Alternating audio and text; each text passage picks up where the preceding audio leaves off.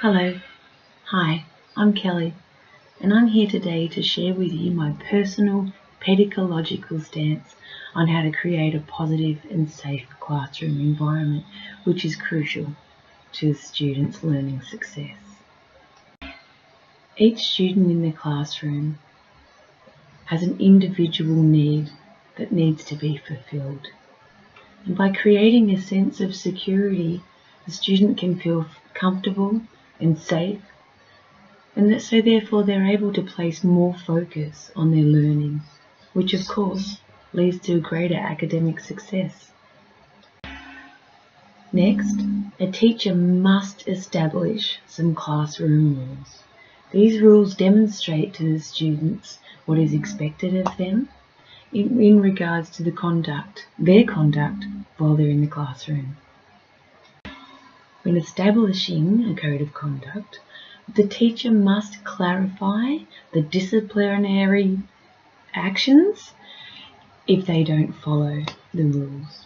In addition, by allowing the students to participate in some of the rules, it creates ownership, which results in the likelihood of students following the rules which they have created themselves.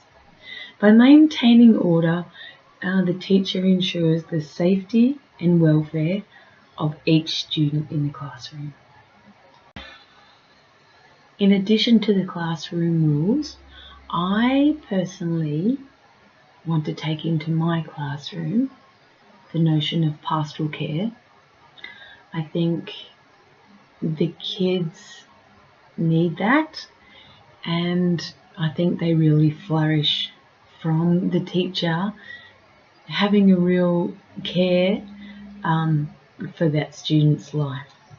Next, I think a few more life skills, as far things like conflict resolution. I think they would be a great addition to the classroom that you can put into any lesson. And emotional intelligence and emotional well-being.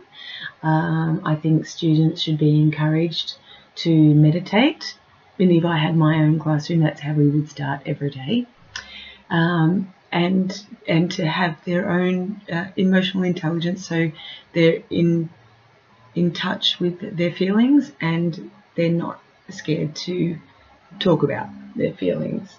A big one for me is movement in the classroom, brain breaks and stretching and maybe, dancing or something just for transition and just to get some of their energy out before we settle them back down again. Another thing that I love is cross-curriculum, putting maths and literature into a PE lesson, for example, or even a music lesson, is fairly easily done.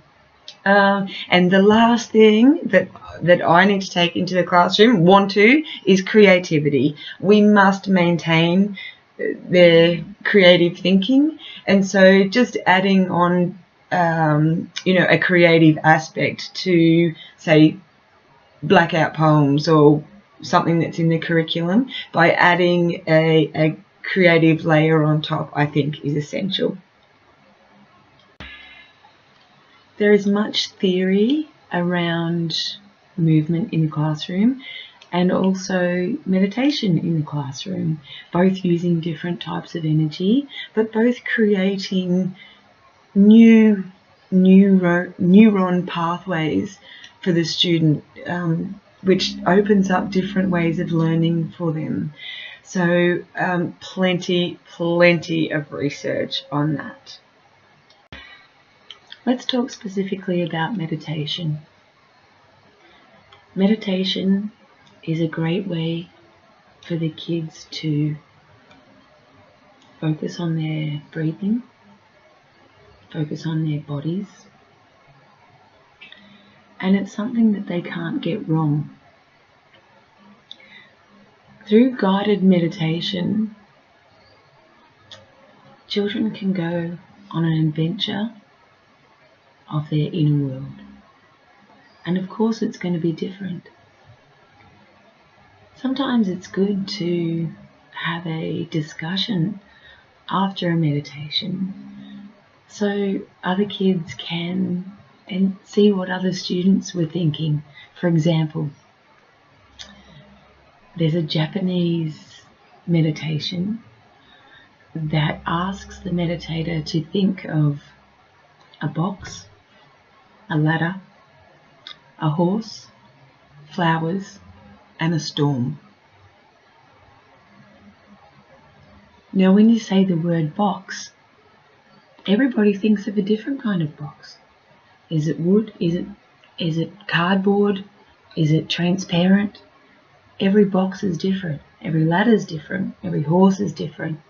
The storm, is it close or is it far away? And after the students had this meditation, we discussed, what did your box look like?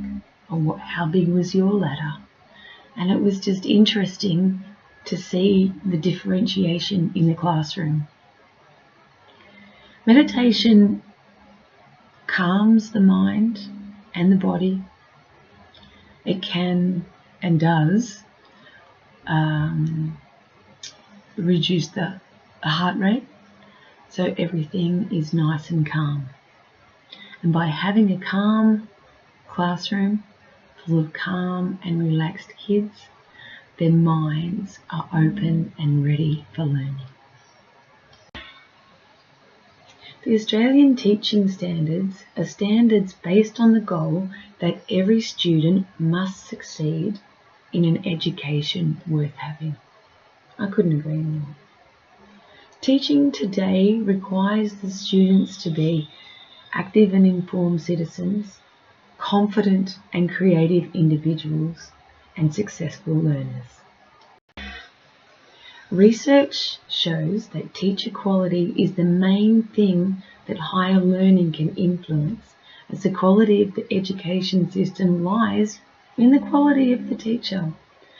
The national professional standards for teachers are intended for every teacher and every student. The Australian Standards for Teaching also involves planning for a career path for the students. So introducing them to career pathways that they may never have thought possible. The Australian teaching standards are as follows. Standard 1, know your students and how they learn. Number 2, know the content and how to teach it. Number 3, plan for and implement effective teaching and learning. Number 4, create and maintain a supportive and safe learning environment. Number 5, access and provide feedback and report on students' learning. And number 6, engage in professional learning. We have to keep learning. We have to keep, up to date with technology, for example. And number 7, engage professionally with colleagues, parents, carers, and the wider community. These standards are to ensure that every child can succeed in an education worth having. That's their motto. Why be educated if it's not an education worth having? So there you go. That's my interpretation and knowledge of what it means to be a great teacher. Thank you.